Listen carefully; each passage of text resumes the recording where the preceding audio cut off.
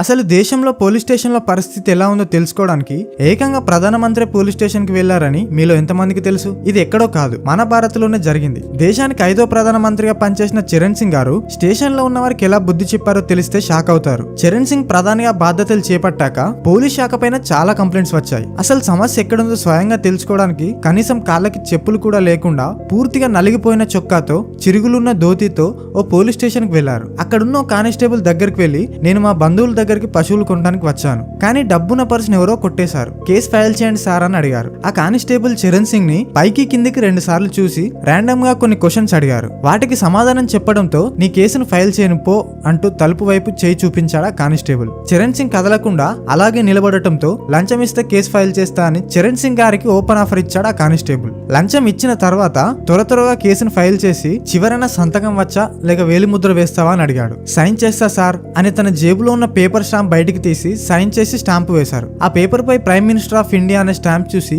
Station లో ఉన్న వారంతా షాక్ అయ్యారు. ఇక అవినీతిలో కూరుకుపోయిన స్టేషన్ స్టాఫ్ మొత్తాన్ని సస్పెండ్ చేశారు చరణ్ సింగ్. ఇలా ప్రధానమంత్రి పోలీస్ స్టేషన్ కు వచ్చి స్వయంగా సమస్య ఏంటని తెలుసుకోవడంలో మీ అభిప్రాయం ఏంటో కింద కామెంట్ చేయండి. ఇలాంటి మరింత ఇన్ఫర్మేటివ్ కంటెంట్ కోసం మన ఛానల్ ని సబ్స్క్రైబ్ చేసుకోండి.